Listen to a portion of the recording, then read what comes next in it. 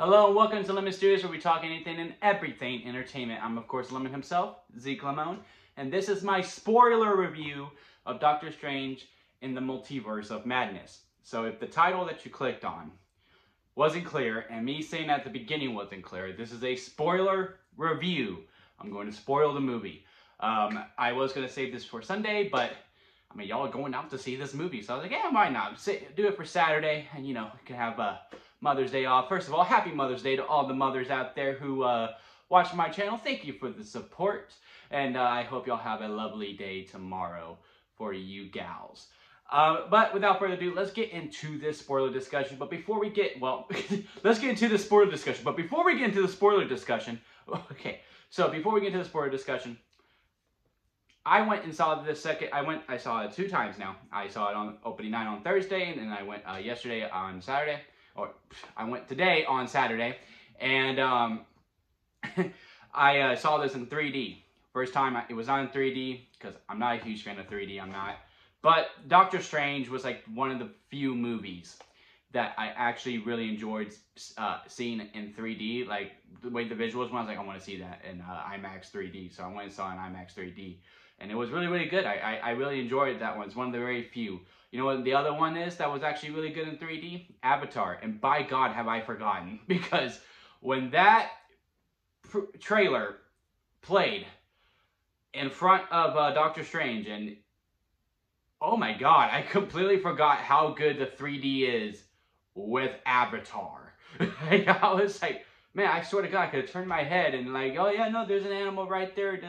There's a, like Pandora, you just feel so lived in, and I'm just so excited to get back in there, man. I'm ready for that sequel. Cannot wait for it. But let's get back into Doctor Strange now. This one wasn't as good in 3D.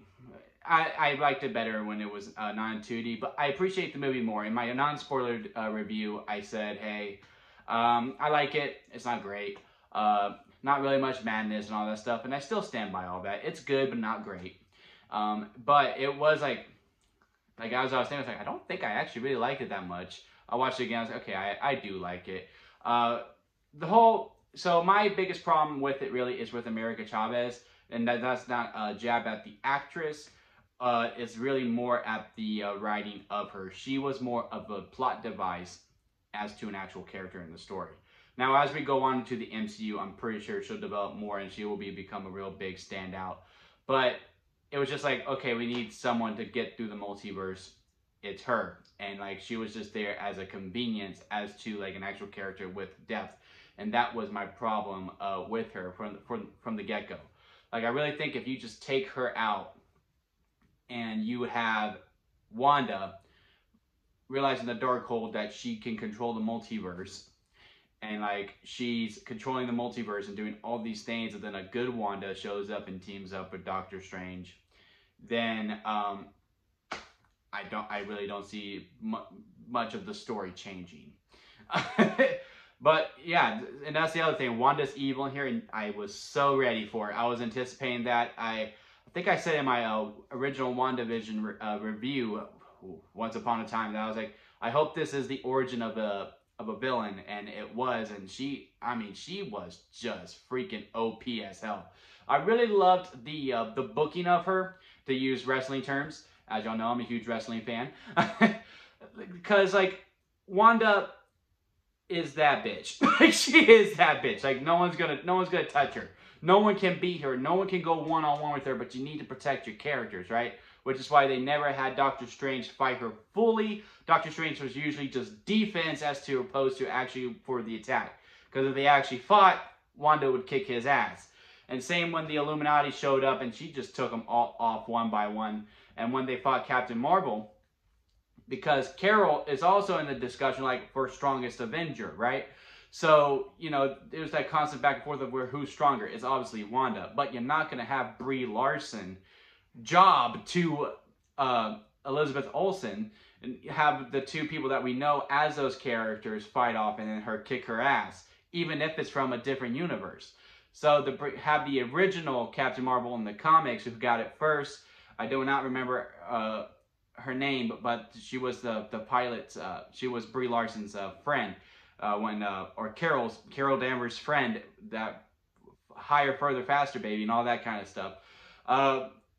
So that was pretty cool, like, to still see the powers go, and like, oh yeah, Wanda struggled, but yeah, she beat Captain Marvel, and she beat her by luck too. Like, she still beat her 1, 2, 3, but it was just by, okay, we're both down, okay, boom, last resort. Like, I just really love the blocking of that stuff. It was good storytelling, and to keep everyone strong within the MCU. I really love that.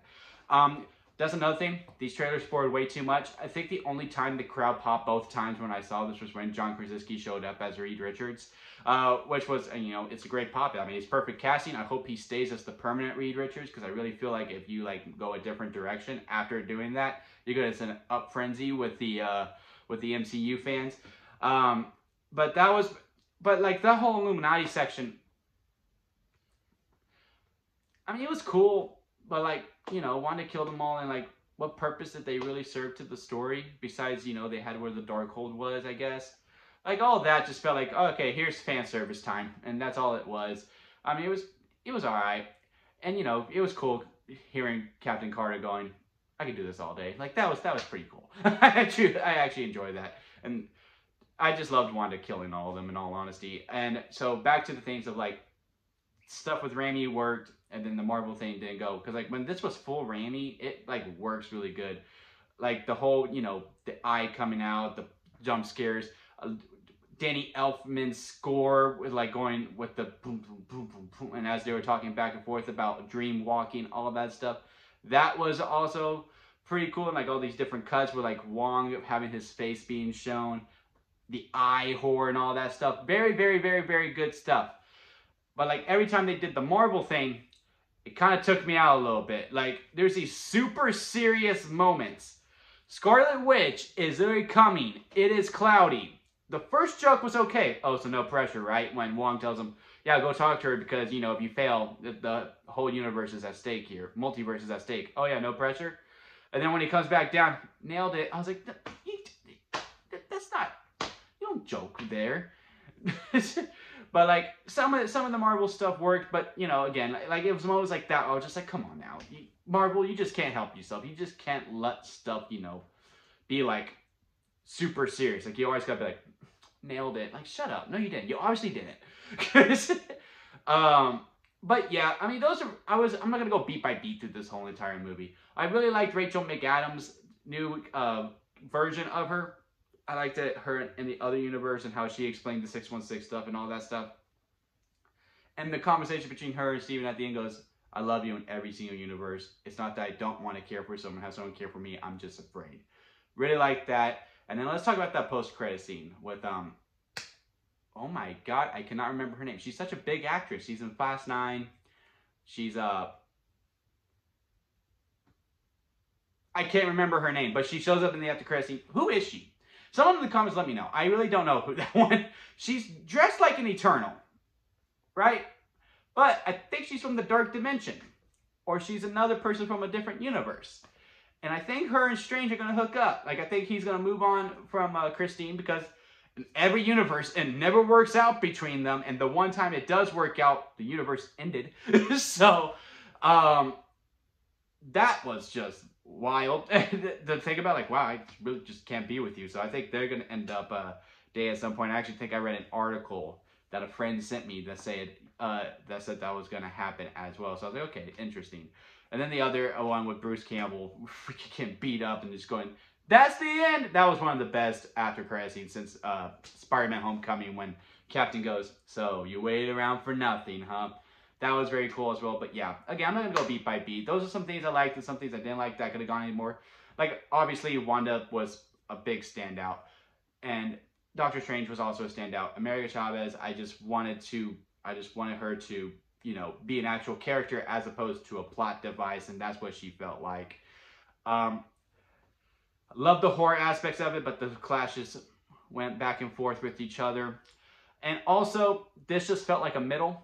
Or like this just felt like a start. It didn't really feel like the movie ended. This is a continuation. This is like setting up everything for, you know, what's coming on. Because Kang the Conqueror is our next big bad. I'm assuming like that's what we're building. The battle of the Kangs against, you know, all of Marvel. All the superheroes of Marvel.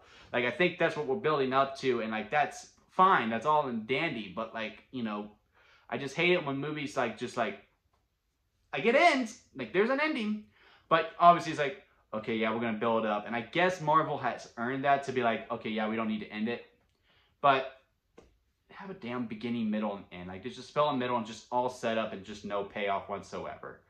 You know, and like it ends like, oh, he got a third eye. And then like, I guess it was just another day because he was wearing other clothes when Charlize Theron, I got the name right at the end. And then when Charlize Theron comes on, he's like, okay, no, I can control the third eye now. And then they go through the dark dimension. I was like, okay, all right, so that's happening. So yeah, it's just one of those things. I'm just like, come on, Marvel, you're better than this. Like, they're at that point now, like, well, they can like start taking a lot of risk. Some are working, some are not. They need to figure out the TV developments and all that stuff, but that's another conversation for another time. But what are your thoughts on Doctor Strange and the Multiverse of Madness? Comment below and let me know. If you like this video, give it a thumbs up. And if you like me, hit that subscribe button as I'm trying to grow into my YouTube career. And that'll be it for me, guys. And I'll see you here next time at Limit Studios.